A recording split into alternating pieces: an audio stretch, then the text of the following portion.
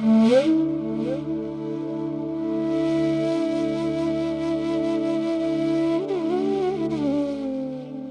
அப்பா வராம நீங்க அழுகாப்புல, யாரு வள்ளல் பெருமான் அழுகிறாப்புல, வாடிய பயிரை கண்ட போதெல்லாம் நானும் வாடினேன்றார். எப்படி சொர்க்கம் நரகம்னா முதல்ல என்னன்னு தெரிஞ்சுக்கங்க. இந்த வாழ்க்கைய வாழ தெரிஞ்சுன்னா வாழ்ற வாழ்க்கையே சொர்க்கம், வாழ தெரியாம வாழ்ந்தீங்கன்னா இந்த வாழ்க்கை தான் நரகம். எத்தனை பேருக்கு புரிஞ்சு இந்த மேட்டர்?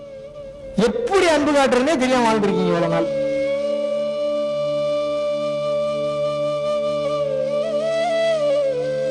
என்னோட லைஃப்பில் வந்துட்டு ஒரு 24 ஹவர்ஸ் கிளாஸ் வந்து ஒரு 7 மந்த்துக்கு பிஃபோராக வந்துட்டு மகாவிஷ்ணு பிரதர் வந்துட்டு பேசியிருந்துருக்காப்புல.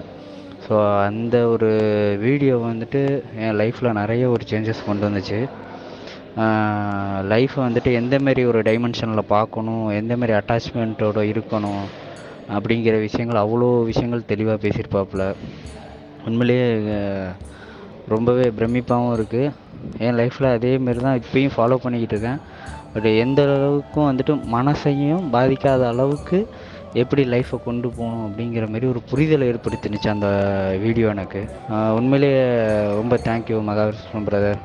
அந்த ஒரு சஞ்சித்த கர்மா வேதங்கள் சொல்லுது. வேதங்கள் சொன்ன மொத்தத்தை ரிக், யஜுர், சாமம், அதர்வனம், சித்த வேதம், யோக வேதம், அத்தனை வேதங்களும் சொன்ன வார்த்தையோட மொத்த சாராம்சத்தை ஒரே வார்த்தையில முடிக்கவா? கருணை. அவ்வளவுதான், முடிஞ்சு போச்சு. எத்தனை பேருக்கு புரிஞ்சு? கருணையா இருந்தீங்கன்னா எல்லாமே வந்துடும் உங்களுக்கு, எல்லாமே வருங்க, எல்லாமே வருங்க. உங்களுக்கு என்னங்க வேணும்? நிம்மதி வேணுமா? சந்தோஷம் வேணுமா? பணம் வேணுமா? பேரு வேணுமா? புகழ் வேணுமா? நீங்க கேட்டீங்கன்னா உங்களுக்கு அறிவு இல்லை. இறைவன் கிட்ட உங்களுக்கு கேட்க தெரியாது. இறைவன் கருணையே வடிவமானவன். அங்க ஈகோ பஞ்சாயத்து வந்ததுனாலதான் போடா தனியா போய் அனுபவிச்சுட்டு வாடான்னு அனுப்பிச்சு விட்டுருக்கேன். இங்கேயும் அதே பஞ்சாயத்துல சுத்தக்கூடாது. எப்ப தண்ணில உணர்தல்ல நான் ஒண்ணுமே இல்லை, எல்லாமே அவன் தான் இயக்கிறான்ற தன்மைக்கு போற வரைக்கும் உங்களால ஒண்ணுமே கத்துக்க முடியாது. வெளியே தர எத்தனை பேருக்கு புரிஞ்சுன்னு? அப்ப அதுக்கு என்ன பண்ணணும்னா அளவு கடந்த அன்போட இருக்கணும். அளவு கடந்த அன்பு. சரி, உங்களுக்கு ஒரு டவுட் வரும். அளவு கடந்த அன்போட இருக்கும்போது ஒருத்தங்களை அசிங்கப்படுத்துறானே, அவமானப்படுத்துறானே, நல்லா புரிஞ்சுக்குங்க. அளவு கடந்த அன்போட தான் இருக்க சொன்னே தவிர உங்க முட்டாளா இருந்து நான் சொல்லல. புரியுதா உங்களுக்கு? இதுக்கெல்லாம் ஒரு மீட்டர் இருக்கு. எடுத்தோன்னா அந்த மீட்டர்லாம் தெரியாது, புரியாது. முதல்ல ஓவர் மீட்டருக்கு போய் அடி வாங்கி மிதி வாங்கி தான் கரெக்ட் மீட்டருக்கு வருவீங்க.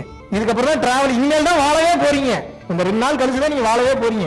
சந்தோஷப்படுங்க. 80-90 வயசுக்கு அப்புறமே எதுவும் தெரியாம செத்து போனவங்க பல லட்சம் பேர். நீங்க எல்லாம் மிகப்பெரிய குடுப்பனையில இருக்கீங்க.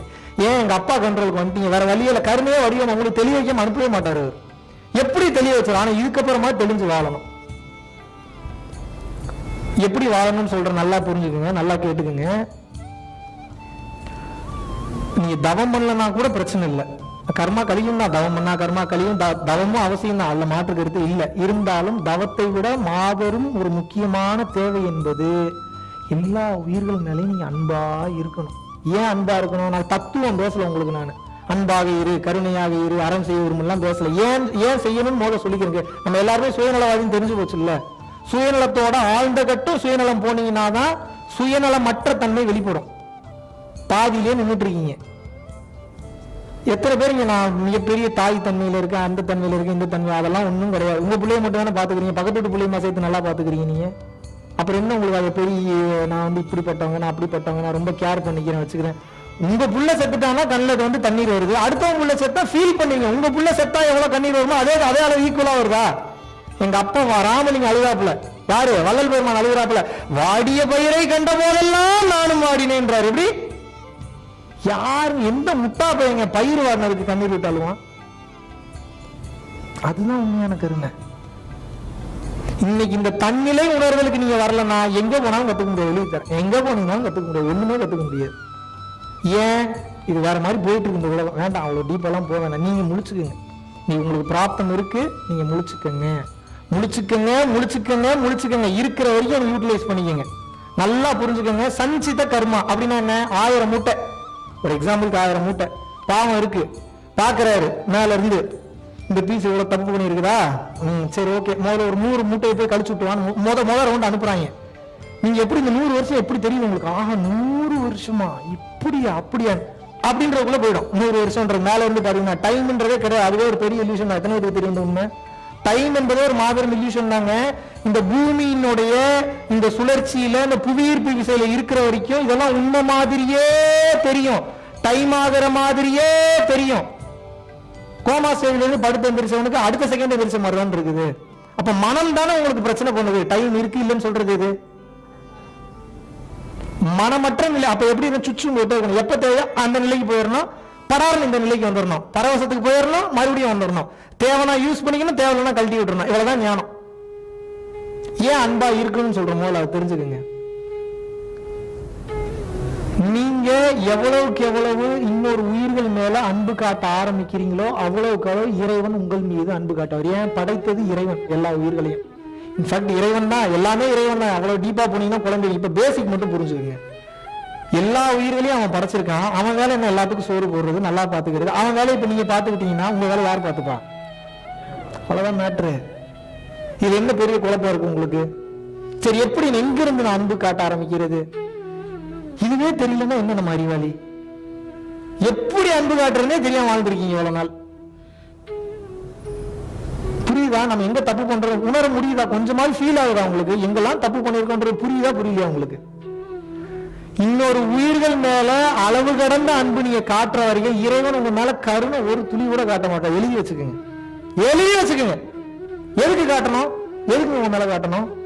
நீங்க போவீங்க, கோயிலுக்கு போவீங்க, சாமி கும்பிடுவீங்க, உங்களுக்கு பிடிச்சதெல்லாம் அடிச்சு கொண்டு சாப்பிட்டுக்கிட்டு இருப்பீங்க, இதை பண்ணுவீங்க, அதை பண்ணுவீங்க, எல்லாம் பண்ணுவீங்க. இறைவன் உங்க மேல கருணை காட்டணுமா? எத்தனை உயிர்களை மனசெல்லாம் காயப்படுத்திருப்பீங்க, எத்தனை உயிர்களை வேதனைப்படுத்திருப்பீங்க. தெரிஞ்சோ தெரியாம ரெண்டுமே தான் சொல்றேன். தெரிஞ்சு பண்ணதை மட்டும் சொல்லல, நானும் பண்ணவன் தான். நான் என்னையும் தான் இன்க்ளூட் பண்ணிக்கிறேன். நான் முடிச்சுக்கிட்டேன்ல, நீங்களும் முடிச்சுக்கணும்ல. அதுக்காகத்தான் எல்லா உண்மையும் சொல்றேன். எல்லா உயிர்கள் மேலையும் அன்பு நீங்க காட்டுற வரைக்கும் உங்களுக்கு நல்லது நடக்க வாய்ப்பே இல்லை. இன்னொரு டவுட் வரலாம் உங்களுக்கு. அப்ப இந்த கொள்ளையடிக்கிறவங்க இது பண்றவன்லாம் நல்லா தான் இருக்கான்னு எத்தனை பேருக்கு தோணுது? கெட்டவன்லாம் நல்லா தூக்குங்க, தூக்குனீங்கன்னாலும் தெரியும். கீழே இருக்குங்க, நல்லா புரிஞ்சுக்குங்க. டெபாசிட் பண்ணி வச்சிருக்கிற பணம் இருக்கிற வரைக்கும் அவங்க எடுத்து யூட்டிலைஸ் பண்ணலாம். பணம் இருந்துச்சுன்னா ஜீரோ பேலன்ஸ் தான். அப்ப என்ன, அவங்க தாத்தா பாட்டி பண்ண புண்ணியம் அவனை காப்பாத்திட்டு இருக்கும். புரியுதா புரியல உங்களுக்கு? இல்ல இவனே தெரிஞ்சோ தெரியாமையோ இப்ப ஒரு சில கதைலாம் கேட்டிருப்பீங்க. ஒரு கேரக்டர், அந்த கேரக்டரோட பேர் நம்ம டீட்டெயிலா போக வேணாம். அந்த கேரக்டர் எல்லா தானமும் பண்ணுது, அன்னதானம் மட்டும் பண்ணல. அடிபட்டு மேல போகுது, பசி செமையா எடுக்குது. ஒருத்தர் வராரு, ஆப்போசிட்ல வராரு, ஏன் பசிக்கு இது எங்கேயுமே சாப்பாடு கிடைக்க மாட்டேங்குது, உன்னோட அந்த ஆள்காட்டி வர எடுத்து நாக்குல வச்சோன்னே பசி ஆறிது. அது எப்படி பசி ஆறிச்சு அப்படின்னா, அந்த அன்னதானத்துக்கு ஒருத்தன் மிகுந்த பசியோட ஒருத்தன் வரும்போது என்ன பண்ணிருக்க அப்படின்னா, எங்க சாப்பாடு, இந்த சத்திரம் எங்க இருக்குன்னு கேட்கும்போது நான் அங்க போய் இப்படி திரும்பினீங்கன்னா அங்க ஒண்ணு இருக்குன்னு கை காமிச்சிருக்கான். அந்த புண்ணியத்தை இன்னைக்கு அவனுக்கு பசியா தீருச்சு. புரியுதா உங்களுக்கு இந்த கான்செப்ட்? இப்ப இது நடந்துதான் நடக்கலையான்றதெல்லாம் போகாதீங்க. நம்ம ரியாலிட்டியே பேசுவோம். சொர்க்கம் இருக்கா நரகம் இருக்கா, எதுக்கு அதுக்கு நமக்கு? சொர்க்கத்துக்கு நீங்களும் போல நானும் போல. சொர்க்கம் நரகம்னா முதல்ல என்னன்னு தெரிஞ்சுங்க. இந்த வாழ்க்கைய வாழ தெரிஞ்சுன்னா வாழ்ற வாழ்க்கையே சொர்க்கம். வாழ தெரியாம வாழ்ந்தீங்க இந்த வாழ்க்கை தான் நரகம். எத்தனை பேருக்கு புரிஞ்சுங்க?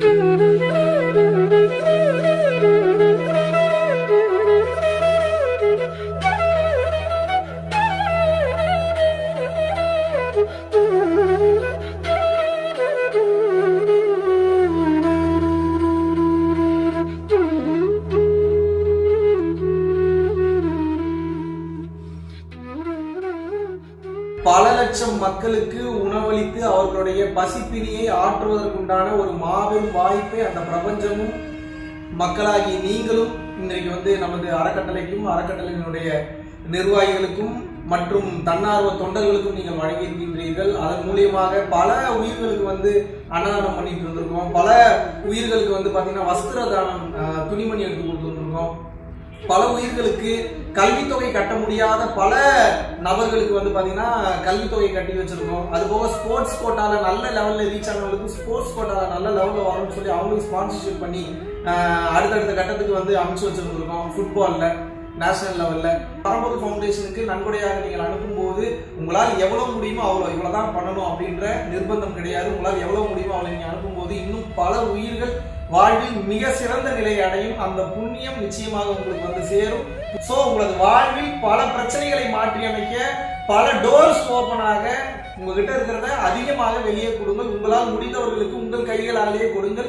இந்த ஞானமும் இந்த தானமும் இரண்டு கண்களாக பரம்பொருள் அறக்கட்டளைக்கு எப்போதும் செயல்பாடாக இருக்கும்.